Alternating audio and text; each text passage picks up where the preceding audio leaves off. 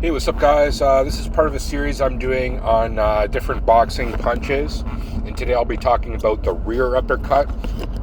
Why wouldn't I just group uppercuts in general? Well, because this is going to be a boxing theory and practice, and both in theory and practice, the way I group it, the rear uppercut, differently than the lead uppercut, okay? How you're going to apply it, how you set up for it, etc., etc.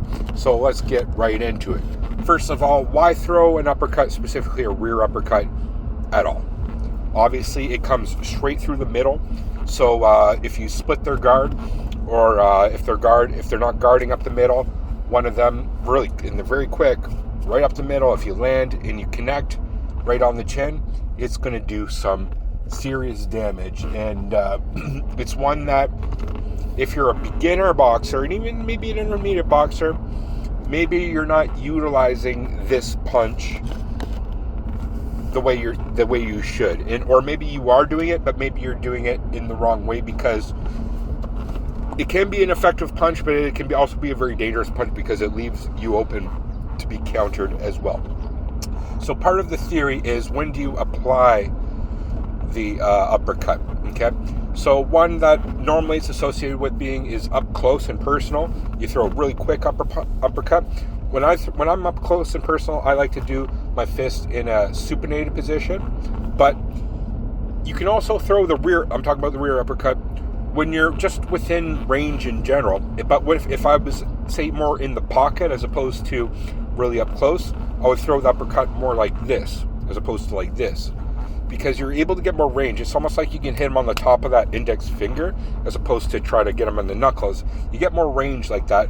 But also, because you have a big boxing glove on, when you're like this, the boxing glove profile is a lot smaller, so you're able to sneak through that if he is trying to block, potentially a little easier as well. That's a tip/technique that a lot of people don't do. So throwing it like this, okay? And so how do you do that? How do you get to the point where you can effectively throw an uppercut, like a rear uppercut, where it's going to slip through the guard and you're not going to get countered yourself? There's three ways. Two primarily, but then there's a third.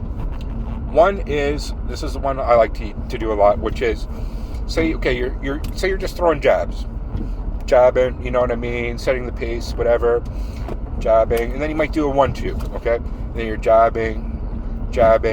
What I like to do is throw a double jab, so it gets their guard high, and I throw a rear hook to the spleen. Okay, maybe they block it, maybe they don't, but then you get the pattern, and then you throw, say, 2 of those, or /3 of those jab, like double jab up top or feint jab up top to rear hook to the spleen. Now, on the third or fourth time, when you do the exact same thing, they're going to come down to predicting that you're going to come down for that spleen shot. But guess what? You're in the position where it looks like you're going to throw that spleen shot, but it's coming for that rear uppercut this time. They're not going to expect that one, because you set a pattern, you established a pattern, and because you might have landed with one of those spleen shots, they might not want to get hit by a second one or a third one, correct? Because nobody wants to get hit by a solid body shot. But then once you throw that double uppercut and then boom, right up the middle, you get them on the chin. Because when they're guarding down below, I think a lot more often too, they're not like totally proper, their form's a bit off, right? They're reacting to you. So you're getting them reacting to you, you're setting the tone of the match, and then you land that rear uppercut. The second most effective way I can think of is when you block a lead hook, or just anything lead in general, but say they're going for a liver shot and you block it down below. Guess what? When you block that liver shot, you're kind of slipped. You're in that perfect position to counter with that rear uppercut. But it has to happen like bam, bam, and you got to practice for this. You got to anticipate it. So this is a bit more advanced, but you can bait them into throwing, say, throwing that lead hook or something like that. And it can happen. You can block up top, lead hook, and do it. But ideally, when you're up in close and and they go for a body shot and you block it, say the lead hook, body shot, then you just counter right up the middle real quick. And when you're up close and personal, again, it's going to be more like this as opposed to like this. I do it anyway. That's just my technique. Boxing is a martial art, and in art, there's not one way to do an art form. There's different ways, and people have different ways to make art, right? So that's how I do it anyway. And now the third is going to be how you incorporate it in combos. Okay, and combos, how many different combinations there are, even just a 1-2-3. That's like you can do a 1-1-1, you can do a 1-1-2, you can do a 1-2-2, you can do a 2-2-2, you can do a 1-2-3, a 1-3-2. So you get the point. There's like, I'm not going to go over, this isn't combo theory, and this isn't like, I'm going to go over all of the possible combos you can throw that rear uppercut. But get this, a lot of the time it can come after a lead hook to the top or bottom. So for example, you throw a lead hook to the bottom like liver shot, and then come through with that rear uppercut, and it just works. There's something about like creating that right angle triangle in your combos where like, okay, you're throwing hooks like this and you're throwing uppercuts like this, and vice versa. You know what I mean? Something, so that opens them up. And it just works because when you're like leaned in that position, like so you throw that, you're just in the right position for it. So after a lead hook, either up top or down below, to come through with an uppercut. And the way I liken the rear uppercuts in general, but this video is about rear uppercuts. It's like in chess, it's like the rook in chess, okay? It's a very powerful piece, but it's a piece that's going to come, it's not always played as much as the other pieces, right? Because it's kind of behind in the corner. You know what I mean? But it has its place, and it's a very effective piece. You don't necessarily want to lead with your rooks before other pieces. I don't know if this isn't about chess theory, but if you know about chess, it's true. You're not leading with your hooks per se. You're not necessarily always, not all the time. There's rules against every rule. Like you could lead with a uppercut. I remember George Foreman. He came right out of the corner and walked up to the guy. Was like, bam, and the guy went down. So but I wouldn't recommend it. If you watch a boxing match, how often do you start a combo with especially a rear uppercut? It doesn't happen too often. You don't see that too often. But here's the thing, it's like I was saying, the rooks, like it's the effective piece of when it does come out, look out, it can do some definite damage for sure. So that's kind of what I liken it to.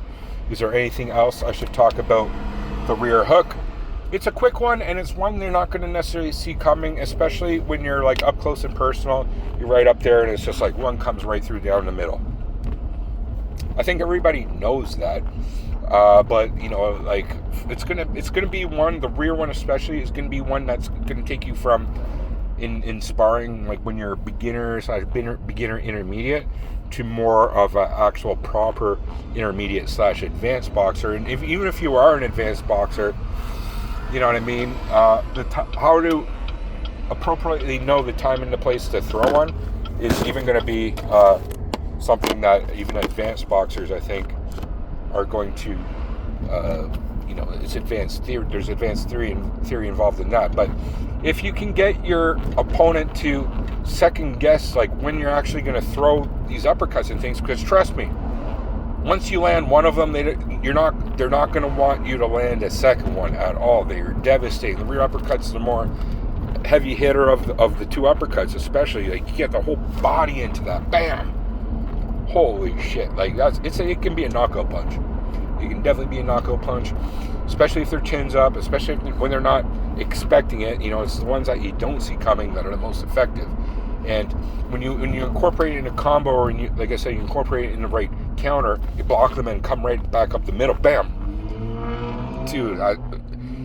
If they throw like a hard lead hook, like they put everything they got into it, and you block it and you throw, bam, that uppercut. Holy fuck. That's one that I really recommend you guys focus on. So go to the combo bag. That's what I recommend. And just practice uppercuts. And here's the last thing I'm going to say. Practice it from a duck position, practice it from a slip position, and practice it in a total upright position, because you're not always going to be in the most ideal position to throw one. Ideally, you should be, like potentially a little bit slipped and a little bit ducked, so you can extend your legs and get everything you got into it. But even if you're just upright, and you can throw one, man, bam, super quick. I'm just saying. Let me know in the comment section below what you think about my analysis, interpretation, and explanation, because obviously there's some guys out there. I've been only doing boxing for just over 2 years. I study it pretty hard though, and I practice it. So if you have more experience than me, chime in down below whether I'm right, I'm wrong, anything else you want to add to what I said. But I think I covered it pretty darn good. So again, thanks for watching. Let me know what you think in the comments. Peace.